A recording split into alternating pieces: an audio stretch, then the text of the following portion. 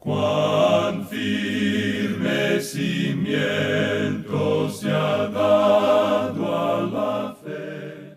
A través de la Biblia, un análisis de la Biblia libro por libro que le ayudará a crecer espiritualmente. Estos estudios fueron diseñados por el Dr. J. Vernon McGee. Acompáñenos en este fascinante recorrido a través de la Biblia. La palabra de Dios.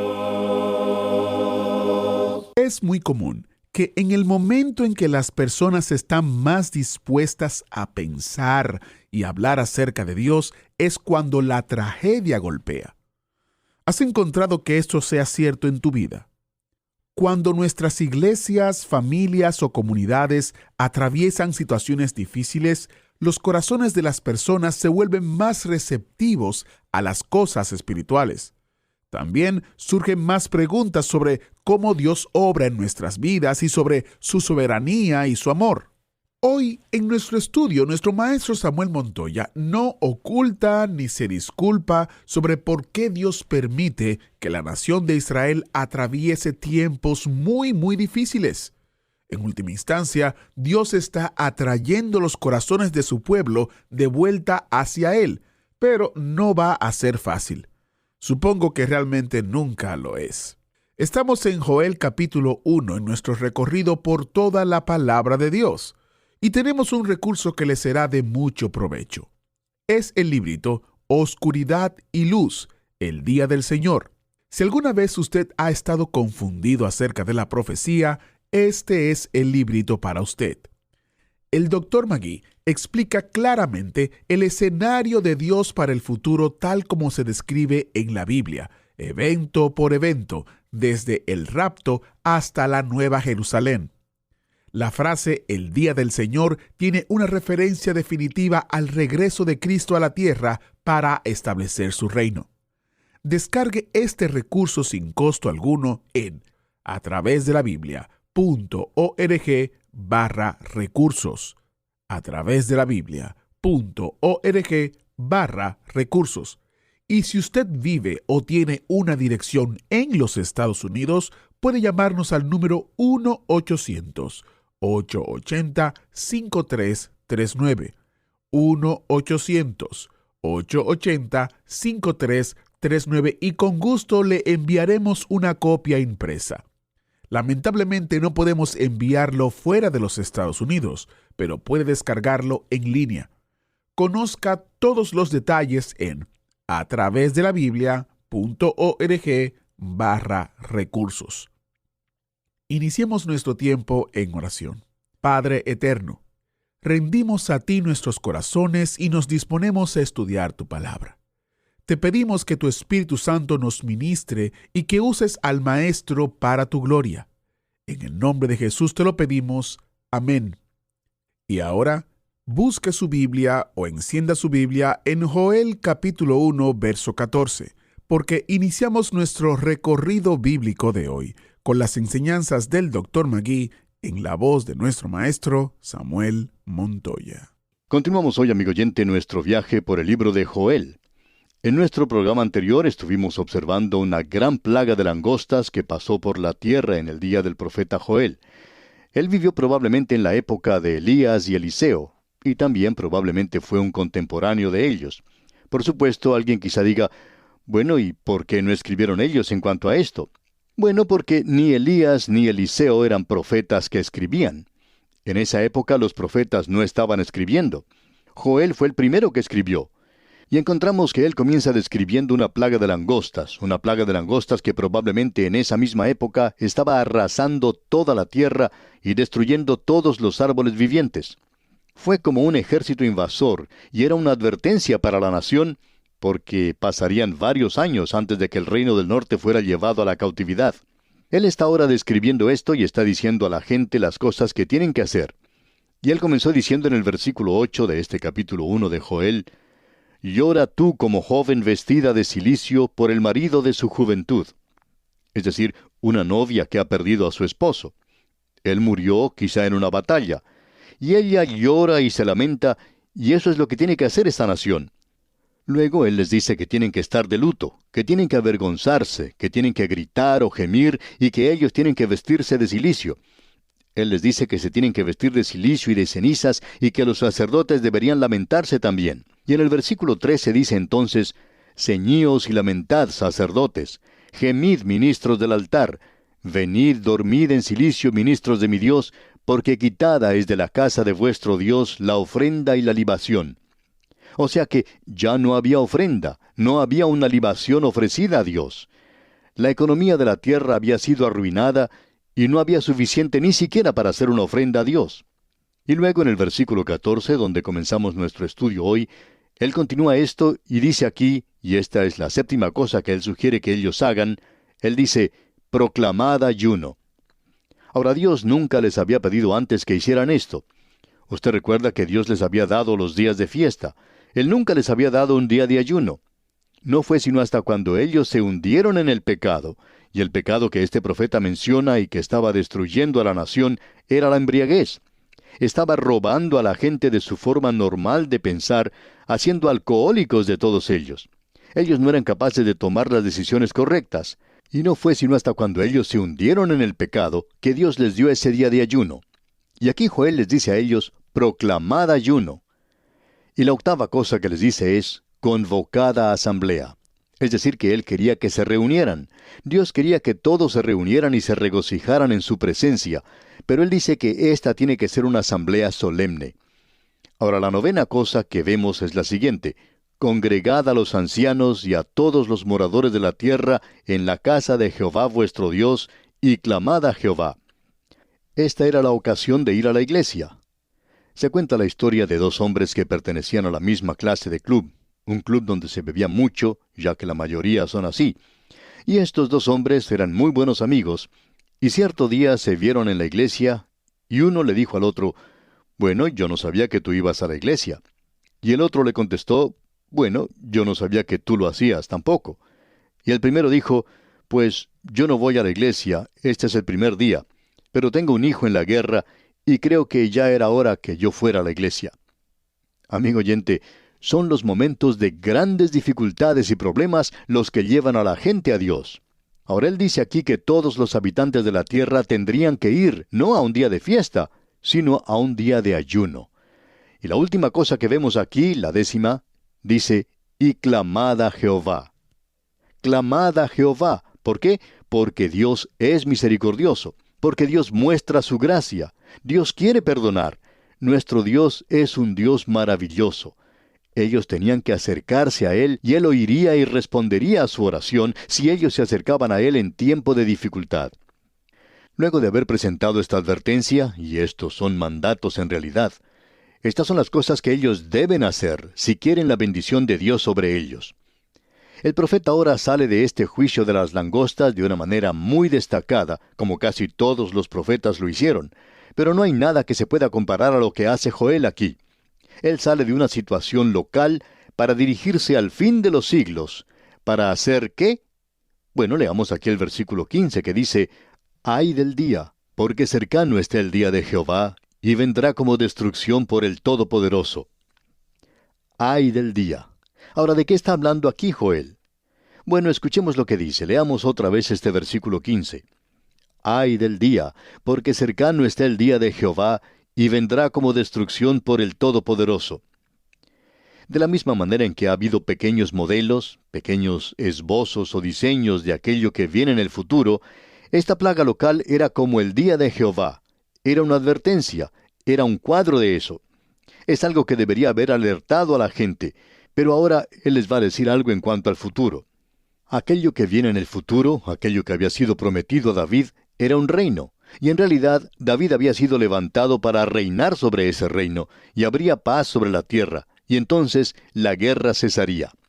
Ahora todos los profetas tomaron esto, pero también tomaron aquello que Joel está diciendo aquí, que el día de Jehová viene, y Joel nos va a explicar lo que es el día de Jehová. El día de Jehová está en contraste con los otros días que se mencionan en las Escrituras.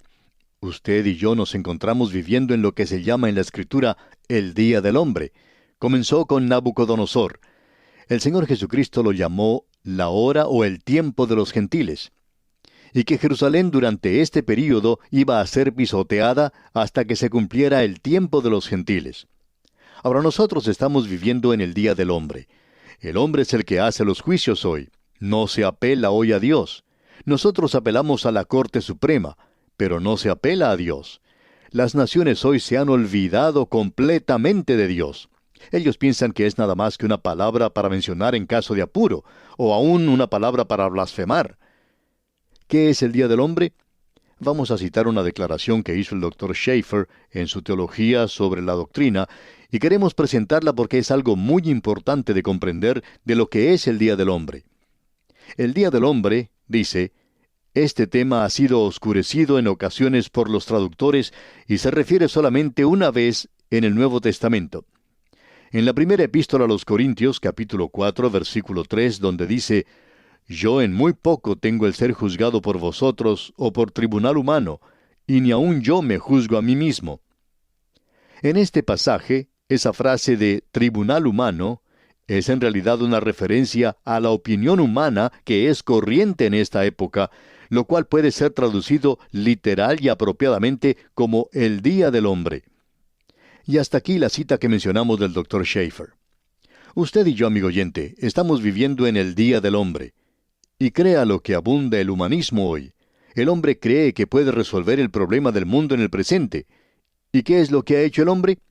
Ha llevado al mundo a una confusión terrible. Y cada político nuevo que se presenta afirma tener la solución. Bueno, ellos no tienen la solución. Los hombres hoy no pueden resolver los problemas de este mundo.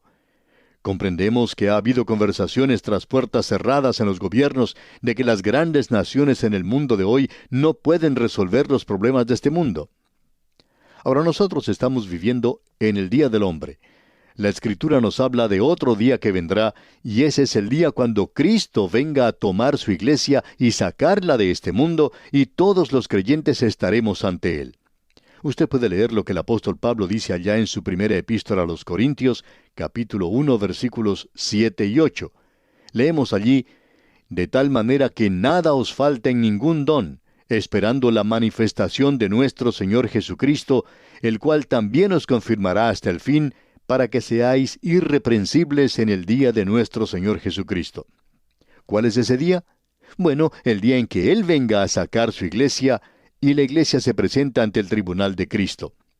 Uno de los versículos favoritos es el que encontramos allá en la epístola a los Filipenses, capítulo 1, versículo 6, que dice, «Estando persuadido de esto, que el que comenzó en vosotros la buena obra, la perfeccionará hasta el día de Jesucristo». El día de Jesucristo es aquel día que Él le tome a usted y me tome a mí y nos saque de este mundo. Él nos va a guardar hasta aquel día. Luego entonces nosotros nos presentaremos ante Él para ver si recibimos o no recibimos una recompensa. Ese es el día del Señor Jesucristo, el día de Cristo. El Nuevo Testamento habla en cuanto al día del Señor, y tenemos una traducción en la segunda epístola a los Tesalonicenses, capítulo 2, versículo 2, que dice, «Que no os dejéis mover fácilmente de vuestro modo de pensar, ni os conturbéis». Es decir, que ellos se están uniendo a Él en el rapto. Ellos temían que iban a perder el rapto. El versículo 2 completo dice, «Que no os dejéis mover fácilmente de vuestro modo de pensar, ni os conturbéis, ni por espíritu, ni por palabra, ni por carta como si fuera nuestra, en el sentido de que el día del Señor está cerca». Ahora lo que Él está diciéndole a los creyentes es, ustedes no van a pasar a través del día del Señor. La Escritura es muy clara, y Joel es quien define esto para nosotros, y vamos a esperar hasta llegar allí, pero Él nos va a decir que el día del Señor es oscuridad y tinieblas, y que es un día difícil. Amigo oyente, el punto de vista era que ellos iban a entrar inmediatamente al reino, y que todo iba a ser muy fácil y que no iba a haber ningún problema. Y Él ahora dice que el día del Señor comienza de noche, y nuevamente le referimos a usted el hecho de que esto es consistente con el método hebreo. Allá en Génesis, usted recordará, Dios comenzó diciendo, «Y fue la tarde y la mañana un día. Y fue la tarde y la mañana del día segundo. Y fue la tarde y la mañana el día tercero», y así sucesivamente. Aquí tenemos estos 2 días diferentes, y el día del Señor comienza con la oscuridad, y Él nos aclarará lo que es esto. es el período de la gran tribulación. La plaga de langostas ya ha venido. Las 4 bandas o ejércitos de langostas, como los 4 jinetes del Apocalipsis que se presentan en el período de la gran tribulación, ya han entrado, ya han venido. Él está diciendo que esto dará comienzo a ese período. Y luego incluye la venida de Cristo a la tierra a establecer su reino. Y entonces usted entra al sol de su presencia, cuando el Hijo de Justicia se levantará con sanidad en sus alas. Ahora esa era la esperanza del Antiguo Testamento. Eso era lo que enseñaba el Antiguo Testamento. Por tanto, esa plaga de langostas era en un sentido muy real una miniatura del día del Señor, y la plaga era un bosquejo de la gran tribulación que se acerca a esta tierra. Ahora usted puede apreciar, amigo oyente, lo importante que es el estudiar toda la Biblia. Alguien escribió cuando estábamos estudiando el libro de Isaías, e hicimos referencia al día del Señor, y dijimos entonces que comenzaba en tinieblas. Ahora, Isaías no trata con esto de la misma manera que habla este profeta, porque Joel había escrito mucho antes que Isaías. Y la gente estaba familiarizada con lo que él estaba hablando cuando él mencionaba el día del Señor. Y este oyente que escribió, explicó lo que él pensaba era el día del Señor. Y era algo sorprendente. Escribió varias páginas y mencionaba un pasaje de las Escrituras tras otro. Pero él nunca presentó un versículo de aquí del libro de Joel, y estábamos buscando eso. Él no sabía aparentemente que Joel es la clave de todo esto. Él es el primero de los profetas que escribió. Uno no puede decir que el día del Señor es algo diferente a lo que está diciendo Joel. Uno tiene que hacer entrar esto en este programa. Esa expresión se utiliza tantas veces en la Biblia. Creemos que se usa como unas 75 veces en toda la Biblia. Y de paso digamos que esa expresión, el día del Señor o de Jehová, ocurre 5 veces, y la expresión aquel día se presenta una vez en este libro en particular. Por tanto, lo que tenemos aquí, amigo oyente, es una referencia al día del Señor. Y usted va a notar que todos los profetas tienen mucho que decir en cuanto al día del Señor, el día del Señor que viene sobre esta tierra. Creemos que esto es muy importante, amigo oyente, que nosotros lo notemos, y debemos reconocer que el día del Señor es un término técnico. Existe el día del hombre. Estamos viviendo en ese período ahora. El día de Cristo viene cuando Él sacará a su iglesia de aquí. Luego el día del Señor comienza con el período de la gran tribulación. Después de todo, nosotros llamamos los días de la semana por diferentes nombres, lunes, martes, miércoles, etc. ¿Y no puede Dios llamar a estos diferentes períodos de tiempo de la manera que Él quiera?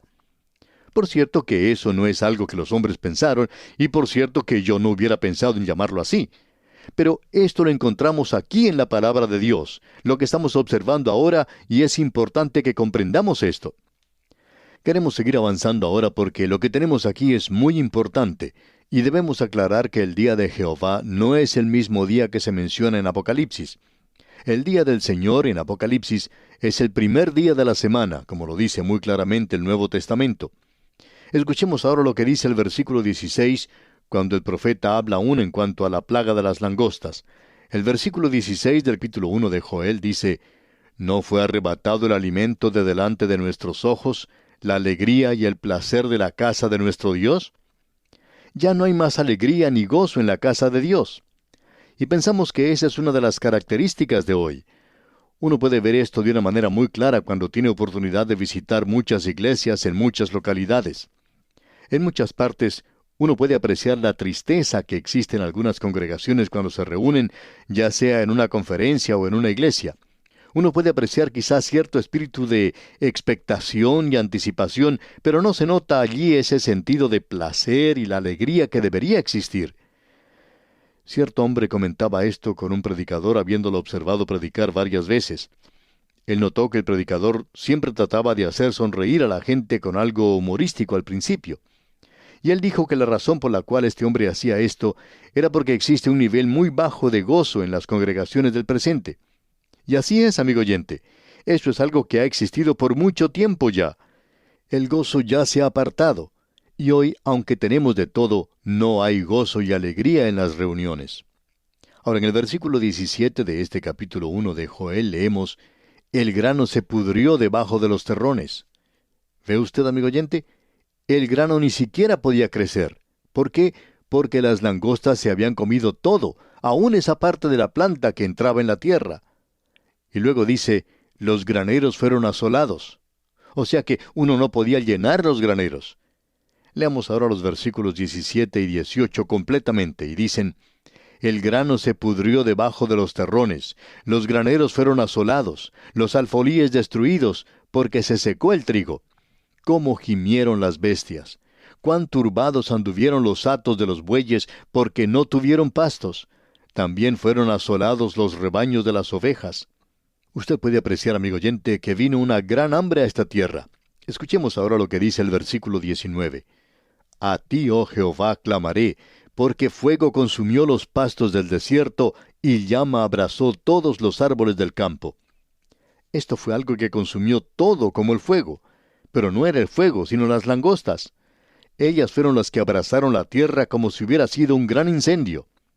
Y luego en el versículo final de este capítulo 1 de Joel, el versículo 20, leemos, las bestias del campo bramarán también a ti, porque se secaron los arroyos de las aguas, y fuego consumió las praderas del desierto.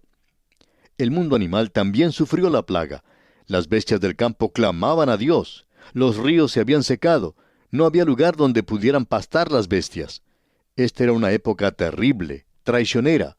Las langostas eran un juicio que había tocado todos los aspectos de la vida, y esto envolvía al hombre y a los animales. La tierra se creía devastada. Y eso es utilizado por Joel como un cuadro del día que viene en el futuro. Bien, amigo oyente, vamos a detenernos aquí por hoy y continuaremos Dios mediante con el capítulo 2 de Joel en nuestro próximo programa. Es nuestra oración que el Señor le bendiga abundantemente. Muchas gracias al maestro Samuel Montoya por guiarnos y dirigirnos en el estudio bíblico de hoy. Nuestro tiempo en el capítulo 1 de Joel ha terminado y nos preparamos para iniciar en el próximo episodio el capítulo 2, donde leemos: Tocad trompeta en Sión, y dad alarma en mi santo monte. Tiemblen todos los moradores de la tierra, porque viene el día de Jehová, porque está cercano. Este estudio en Joel continúa interesante, y le invito a que lea de antemano este capítulo. Tome notas de las cosas que llaman su atención o que le generen alguna duda, que es muy probable que durante el estudio de este libro sean contestadas. Y como empezaremos a hablar del día grande del Señor, les recuerdo que visiten a través de la biblia.org/recursos, donde encontrará detalles de cómo obtener el librito titulado Oscuridad y Luz, el Día del Señor. Recuerde, a través de la biblia.org/recursos. En el ministerio estamos agradecidos por sus oraciones, por nosotros y por su apoyo financiero como le dirige el Señor. Créannos, es solo por medio de su apoyo que el autobús bíblico puede continuar su fascinante recorrido de 5 años viajando por los picachos y los valles de las Escrituras. Gracias por ser parte y estar ahí con nosotros. Soy Heiel Ortiz y hablo por todo el equipo de aquí de A Través de la Biblia, que oramos para que Dios le bendiga rica y abundantemente hasta que nos encontremos nuevamente en A Través de la Biblia. Agradecemos que nos acompañara en el estudio de hoy. Le invitamos a que visite nuestro sitio en internet, atravesdelabiblia.org. Ahí puede suscribirse para recibir las notas y bosquejos de lo que estamos estudiando y noticias del ministerio. También encontrará la variedad de libros y materiales gratuitos que tenemos para usted. El sitio es atravesdelabiblia.org. Todo lo que hacemos es posible gracias al Señor y a personas como usted que se unen a nosotros en la obra de llevar la palabra entera al mundo entero. A Través de la Biblia es una producción de Radio Transmundial. Damos gracias por su sintonía. Para nosotros es un honor contar con su audiencia. En este mes tenemos algo especial para usted. El librito La pregunta más importante: ¿quién es Jesús? Esta cuestión ha causado más confusión, diferencias de opinión y división que ninguna otra. Siempre ha sido así. Algunos piensan que no es realmente importante que Él fuera quien dijo ser, pero no podemos confiar en Él si no tenemos confianza en su persona. La verdadera prueba es: ¿qué piensas del Cristo? Basado en Mateo capítulo 22, versículo 42. Este librito está para usted si usted nos llama. Se le enviaremos sin costo alguno vía correo postal. Solo tiene que llamarnos al número 1-800-880-5339. 1-800-880-5339 y usted obtendrá este recurso. Si cuando usted nos llama no tomamos el teléfono, le pedimos que por favor nos deje un mensaje con el número de teléfono al cual quiere ser contactado y a la mayor brevedad le responderemos. También estamos en la costa este de los Estados Unidos y tomamos los teléfonos desde las 9 de la mañana hasta las 4 de la tarde. Estaremos esperando su llamada para que usted solicite el librito La pregunta más importante, ¿quién es Jesús? Es cierto, esto ha generado mucho conflicto, pero usted debe saber la verdad basado en las Escrituras. Este librito escrito por el Dr. Magui está basado en Mateo capítulo 22, versículo 42. Así que no pierda tiempo y llámenos y adquiera este recurso que será de bendición para su vida espiritual. La pregunta más importante, ¿quién es Jesús?